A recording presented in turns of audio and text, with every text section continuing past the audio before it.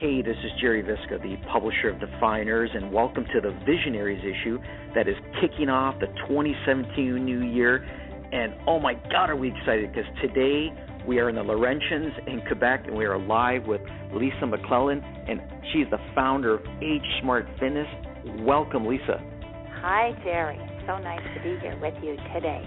Thank you. You know, Lisa, this is an interview that I've been really looking forward to for weeks. You know, I've seen recently my parents go through a lot of health challenges, and every time I see the work you're doing, it just makes me feel younger and more vibrant. So I'm really, really excited and looking forward to just diving in a bit deeper. You have such an extraordinary profile in this Visionaries issue, and I want to kick it off with congratulating you on your new book, All I Really Need Is My Health. I just think that's an extraordinary title. So I just want you to share with listeners, you know, what's the energy and the outcome around this book? Well, you know, most people look at health as like, you know, climbing the Himalayas, as something that is, you know, so difficult to achieve, and give up almost before they start because of that belief. And what I want to share with people is that's not true, that by making simple little changes, easy little adjustments on a day-to-day basis, that climbing that mountain is actually a lot easier than we would think, and that in the end it isn't even a mountain. It's not about climbing a mountain. It's about making little changes, and these little changes bring you energy, and that energy motivates you to take on a new challenge and or to try something that is maybe a little more difficult, or that you thought was difficult, but in the truth isn't. And so this book is a guide to what you can do physically, how you can approach your nutrition, how you can work with your mind to improve your health gradually, step by manageable step. And as you improve your health and your vitality, you suddenly are feeling happier and more empowered to live the life that you really want to live and enjoy. So this book is about easy tips to help you celebrate life right through. I love it. I love it. You know, Lisa, that's what I really love, that it's just easy adjustments and little changes. This is what I really admire about your approach with Age Smart Fitness. I just think it's so appropriate, you know, for this time right now in our lives. It's what I love about your work. So I want to get into a quote that you share, and it goes like this: a rapidly growing aging population and the impact their ill health is having on the economy is a significant present-day problem. So, Lisa, share with us and listeners, why does the world need visionaries like yourself now more than ever? Well, you know, chronic disease is the result of 4 modifiable health behaviors: lack of physical activity, poor nutrition, use of tobacco, and excessive alcohol consumption, air pollution. So these things are the cause of one of the leading causes of death through chronic disease in the world today. And what's important to understand is that these are modifiable behaviors. So one, we can make a change. And 2, the other thing that's really important to understand is if you're not healthy, you can't enjoy your life. You can't contribute. You can't be part of your family or of your grandchildren's life. You can't share all of that knowledge that you have. And that's so sad. And not only that, you then become a drain on your family, a drain on the economy, a drain on the community. That's not the way it should be. And so this is why it's so important for everybody to understand that prevention is the key to switching that whole situation around. So rather than having sick people who are a drain on their families and on their communities and on the economy, we have vibrant people who have knowledge and expertise and who have time and who have resources, who have networks to re-engage themselves in the community in whatever way, whether it's teaching somebody how to cook or knit, or whether it's to come up with a project and help support that project with network and resources and experience. You get what I mean? Yeah, I love it. I love the way you approach just your work is so accessible. I like the way you speak of chronic disease and how, they're modifiable behaviors that, and you can't contribute till you really start to focus on modifying these behaviors. So I think that's extraordinary. There's another quote that you share here. I love it. I am an active aging expert in service of healthier, happier, and more engaged older adults. So, with that, share with us how this amazing, extraordinary vision that you have is contributing to, to this new ROI for the world that we refer to as, reaching out and inspiring others. So how are you doing that? Well, I think, I started working in the whole active aging world in 2001. And at that time in the area in Quebec where I live, there was very little going on with regards to keeping older adults more fit. And one of the problems that I kept encountering was that people were trying to use regular fitness training to work with older adults. And two things were happening. One, the people were not enjoying their experience, were not getting a return for their efforts, often were feeling like disenchanted and discouraged, maybe even get hurt or injured from the process.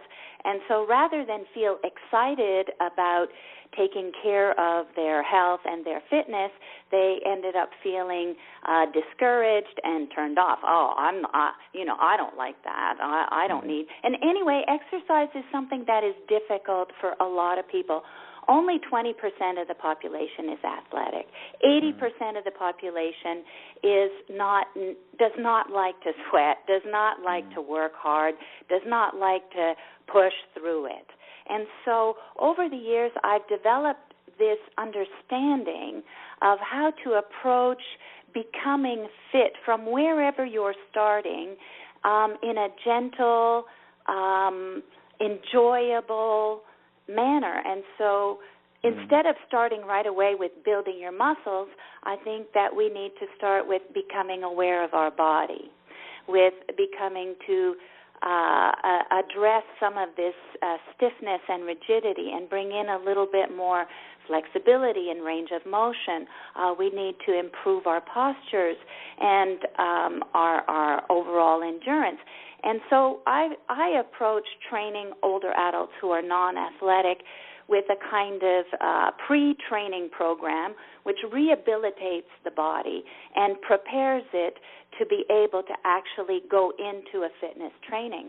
And while I'm preparing the body to work more on fitness, I'm also working with the mind and with the attitude and gently reminding people and motivating people that it's their responsibility to take care of their health, and that in so doing they are going to feel so much more energized and enthusiastic and empowered to live their life as they dream, or to contribute, or to actually do what it is that they want to do. And that in taking this sort of baby step approach, I assure that everybody has success, that every effort that they make is supported by a feeling of success.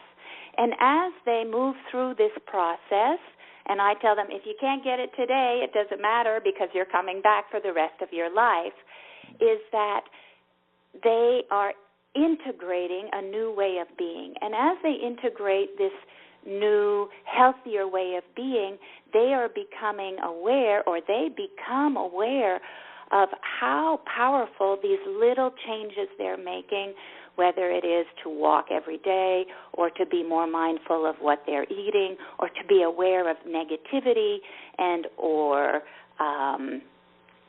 unhealthy thinking, I guess we could say. that they're feeling better. And because they feel better, they're more inspired to continue to make the efforts. And so many people come into exercise in the beginning with this negative feeling about exercise. I hate to exercise. Exercise is not fun. And then all of a sudden, I love to exercise.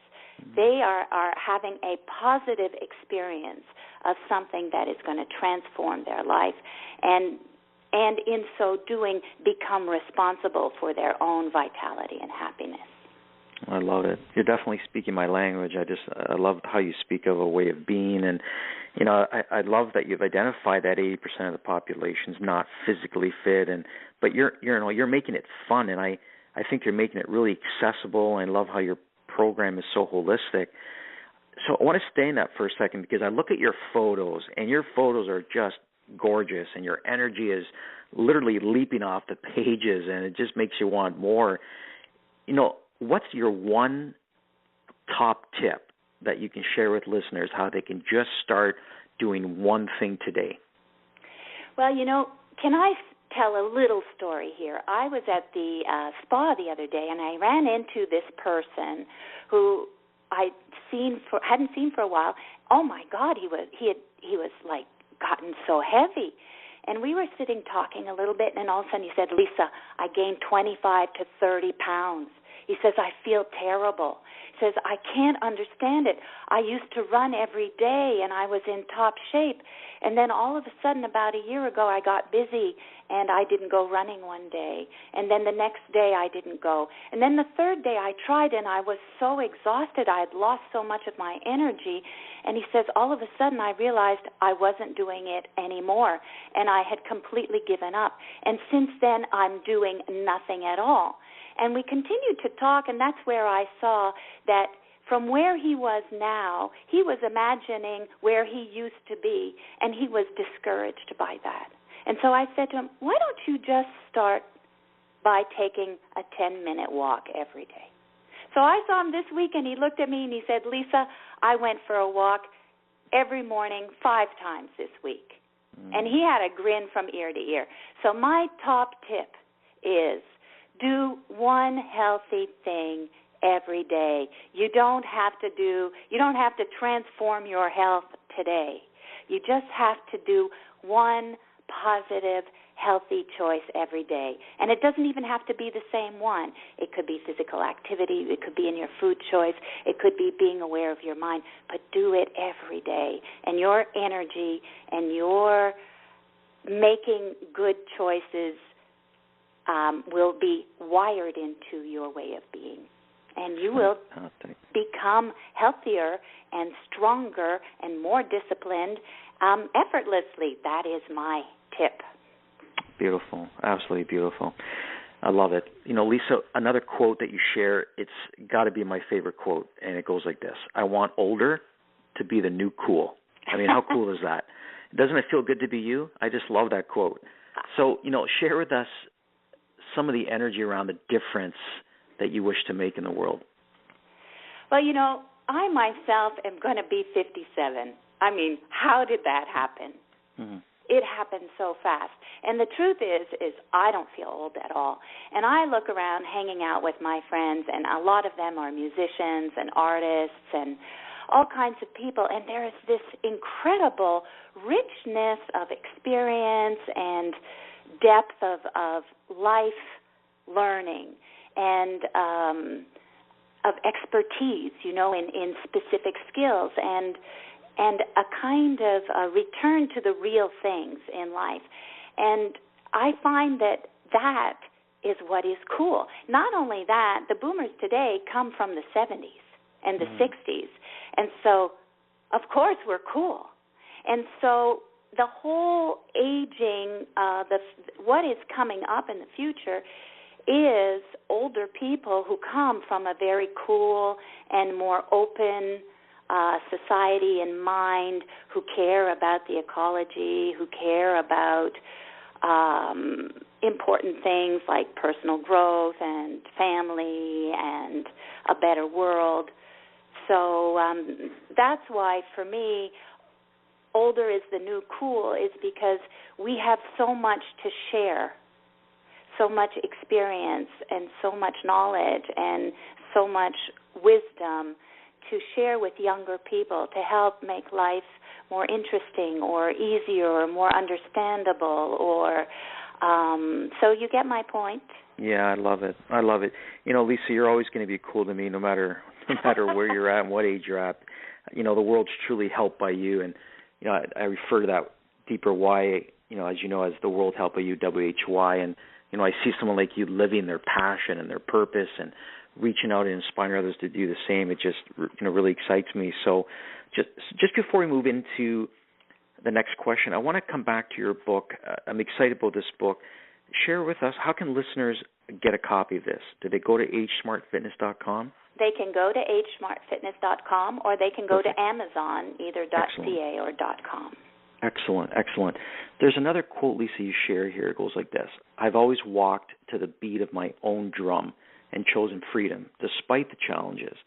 So as we kind of lead into this last question here, it's an important question to me and around your energy of what do you want to be remembered for creating? What do you want the world to say about Lisa McLellan?